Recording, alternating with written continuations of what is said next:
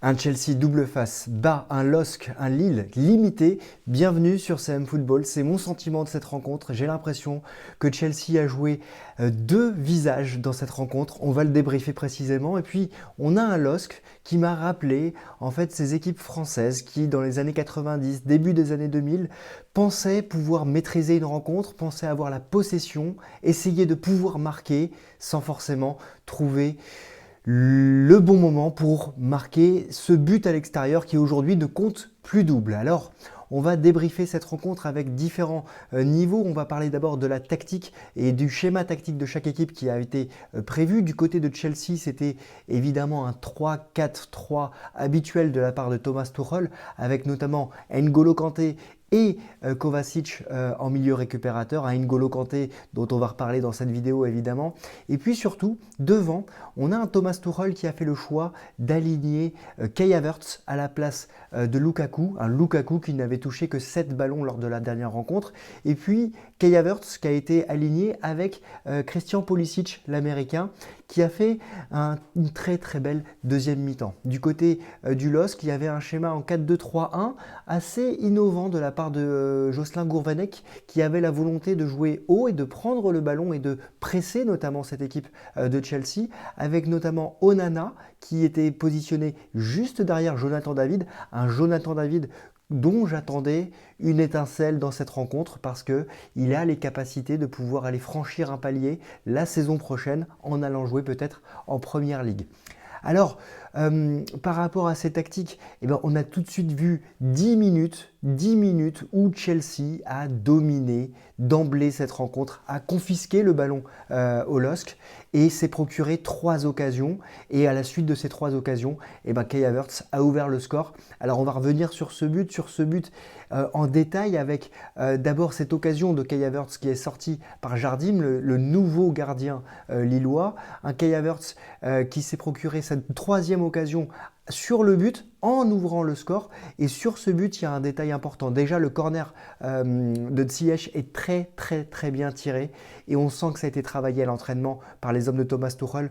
On a Botman et Font qui ont été bloqués par Azpilicueta et Marco Alonso. Les deux joueurs qui mesurent plus d'1m85, 1m90 même, n'ont pas pu décoller. Et on a eu ce Kai Havertz qui est arrivé lancé. Alors là, il y a une erreur dans la défense évidemment du côté du LOSC parce qu'on a un Kai Havertz qui a eu 3-4 mètres pour prendre son élan et se retrouver dans la zone pile poil entre les deux défenseurs centraux lillois qui n'ont pas pu intervenir. Et ensuite, on l'a vu, c'est un homme détaché, il a bien piqué son ballon et de la tête ouvert le score. C'est un homme clé de Chelsea qui s'est marqué dans les moments décisifs. On se rappelle de son but en finale de la Ligue des Champions face à Manchester City, puis on se rappelle de son but en finale de la Coupe du Monde des clubs face à Palmeiras. Il a encore marqué à un moment clé, on est dans un match à élimination importante, élimination quasi directe. Et puis ensuite, dans cette rencontre, on a eu ce Chelsea double face que j'ai appelé parce qu'il a laissé le ballon au LOSC. Qui lui s'est procuré plusieurs situations. Je ne vais pas parler d'occasion, mais en première mi-temps, il y a eu pas mal de tirs à l'extérieur de la surface de réparation du côté du LOSC, sans forcément créer le danger, mais on avait l'impression que le LOSC pouvait revenir au score dans cette première mi-temps. Et ensuite, en début de deuxième mi-temps, on a eu ce Chelsea qui a repris la possession et qui a joué en phase de transition. Il a complètement laissé le ballon au LOSC. Je crois qu'au niveau de la rencontre, on finit quasiment à 50-50 de possession du côté des deux équipes.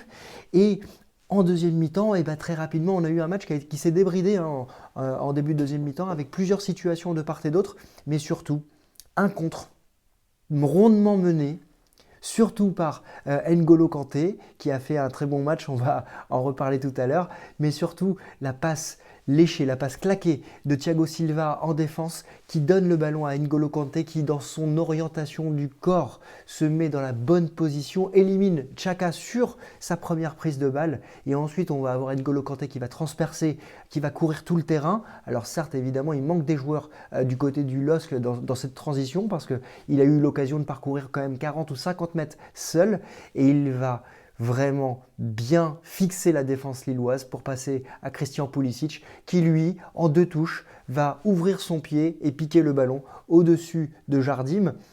Un autre point important ici, on a Xhaka qui a couru toujours derrière et qui n'a jamais eu la possibilité de rattraper l'attaquant le milieu de terrain de Chelsea, mais également l'attaquant américain de Chelsea. Le score était plié 2-0.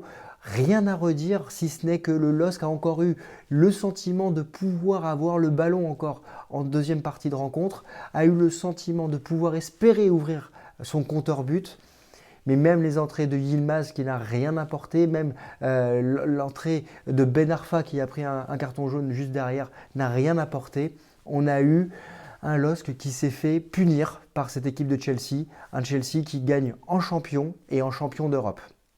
Alors, dans cette rencontre, je vais annoncer mes tops et mes flops. Pour moi, du côté des tops, il y a évidemment Kai Havertz qui est buteur. Encore une fois, c'est un homme qui arrive à se défaire des différents marquages qu'il a face à lui. C'est un homme qui est toujours détendu dans ce genre de match.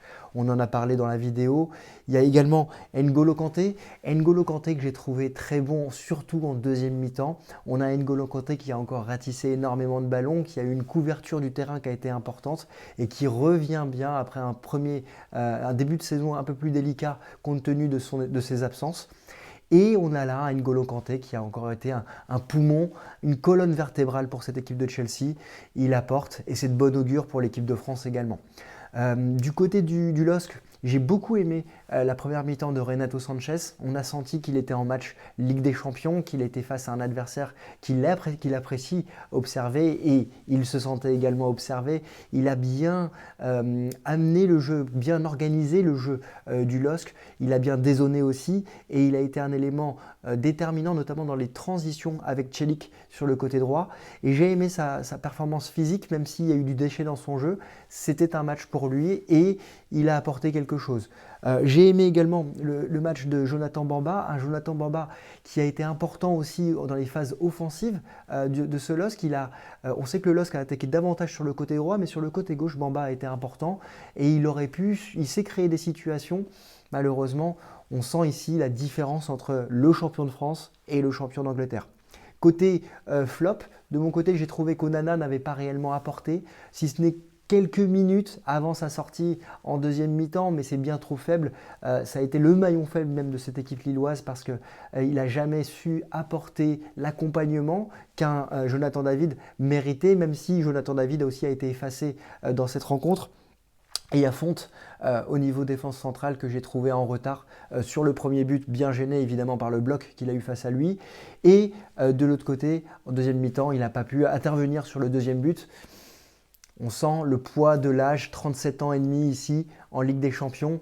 Ça ne pardonne pas, même si de l'autre côté, il y a un joueur qui a quasiment le même âge, qui a fait une très belle prestation. C'est Thiago Silva, une nouvelle fois, une prestation de grande qualité pour l'international brésilien, qui mériterait peut-être être cité dans mes tops. Donc voilà, dites-moi en commentaire quels sont vos tops et flops de cette rencontre. La suite, il y a 3 semaines qui vont se passer déjà entre les deux matchs. Donc 3 semaines, il y a beaucoup de choses qui peuvent arriver, mais clairement Chelsea prend un avantage. C'est pas surprenant sur cette double confrontation. On a un LOSC qui va devoir espérer se repositionner en championnat pour espérer se qualifier en Ligue Conférence ou en Europa Conférence l'année prochaine, même si la Ligue des Champions peut être encore possible au nombre de points. On va voir si le LOSC peut revenir, peut espérer créer la surprise au match retour, même si j'ai des doutes.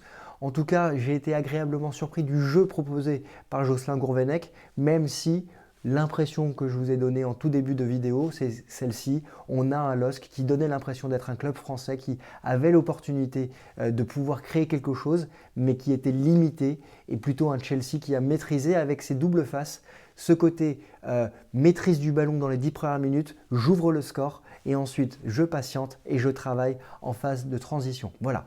Dites-moi ce que vous avez pensé de cette rencontre, quels sont vos tops, quels sont vos flops. Est-ce que vous pensez que Chelsea mérite clairement cette victoire? Est-ce que vous pensez que le LOSC aurait pu marquer au moins un but? On se retrouve demain pour une nouvelle vidéo sur l'actualité du football. Je vous souhaite une très bonne soirée. Ciao.